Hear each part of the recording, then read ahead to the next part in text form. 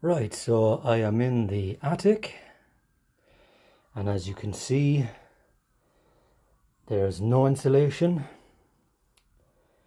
Prior to entering the residence 12 months previously, upon inspection, the attic insulation was made of fiberglass, and there was substantial evidence of rodent activity and a pungent musky smell.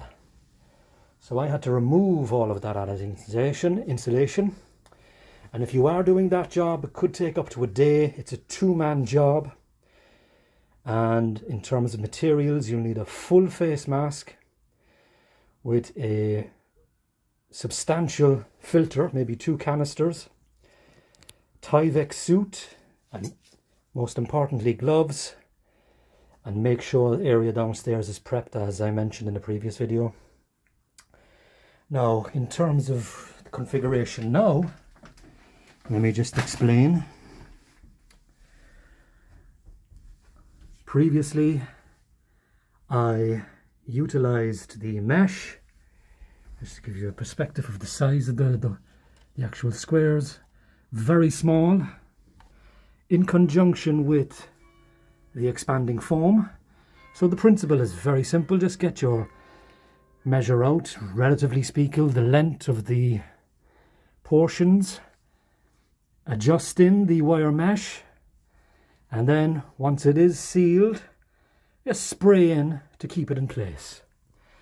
Now I'm delighted to say that the vast majority shows no sign of evidence of further rodents.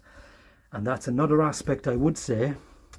So if you do remove the insulation, which makes the job a whole lot easier, I would leave it 12 months, a full season, because those rodents like to come and visit around the time of September, when it gets a bit cold, or when you get a cold snap.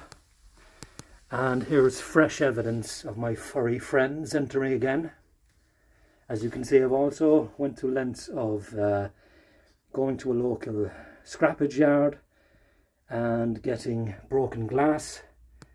Now that can be a bit messy, but that's the one thing that rodents will not eat. They will eat through anything, literally, except glass, okay? And the wire mesh. Now as I'm speaking to you here, I can still, because of that fresh evidence of rodents, the first thing that hits me when I enter the attic is that musky smell, that distinct smell, and it can permeate through the ceiling, and I could actually feel it when I was in bed.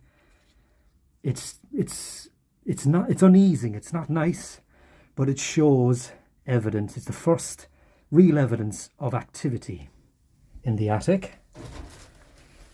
And if I go over here, I'm not sure whether you'll be able to see it or not, there is more evidence of my furry friends.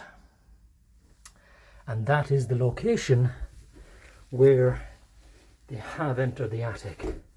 And again, in terms of my experience in the past 12 months now in doing this, and as you can see, the entire perimeter of the walls connecting to the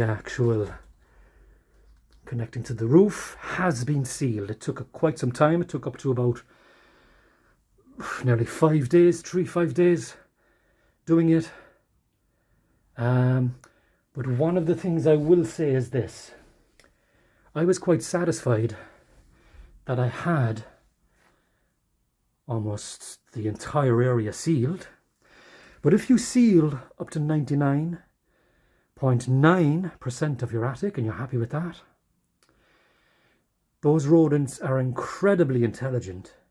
They will find that 0.1% entry, as in the case here. So I'm going to be going down there. I found the entry. The evidence isn't very clear, but I can just see the expanding. There was just a slight few inches down there, incidentally, where the rodent droppings are, and there was no there was no wire mesh, it was just expanding foam, and they simply ate through that. They can eat through the expanding foam quite quickly. The expanding foam essentially is there just to support the wire mesh, just to keep it in place. Now before I go down there, I'm going to have to disinfect that area, because it is essential that when you're up in the attic and there's activity, it is a hazardous area. You can get very, very serious diseases which can be fatal. Wheels disease is one of those. Just one nick. I've heard stories of people in the building trade getting just one nick, and the outcome was fatal. So get your disinfectant, spray all the area. I'm going to, as you can see, it's quite a narrow area there where the actual work that I'll be undertaking is. And so I'm going to be spraying all that, because I'll be lying down on the rafters there.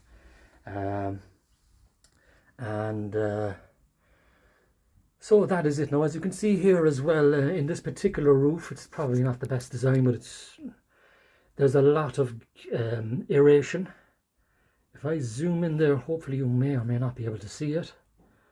I'm not sure whether you can see it there. Let me just try. No, you can't. Okay, let me just zoom back out. As you can see the gap there, but if I go closer, those gaps have some form of a guard, which is supposedly to prevent furry friends from entering the attic. I can't see any evidence of the furry friends entering in that portion. They seem to have entered on this area here, and this is a gable end of a residence, so there's no house on the across over the next here on this side of the wall. So the means of entry basically is up the gutter, and then they'll keep chewing away on the outside because they have nothing else to do all day. They just love biting, chewing, finding new areas and gaining entry. But as I said, I'm delighted that I have found the area, one of the areas. I'm going to seal that up. I'm going to let it again rest. It could be several months. I'll wait, maybe even 12 months to go through and see if there's any activity, because it's much more difficult to seal when you have that rock wool or that asbestos-based glass wool in the attic.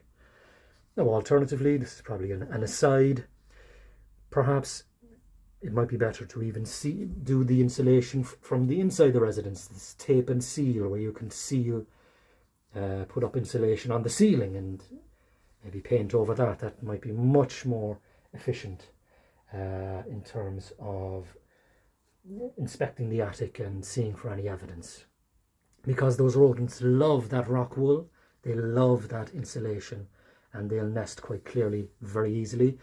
In this attic now presently, obviously there is no place to nest, so it's a kind of it's a visiting point for them. There's no food up here or nothing like that.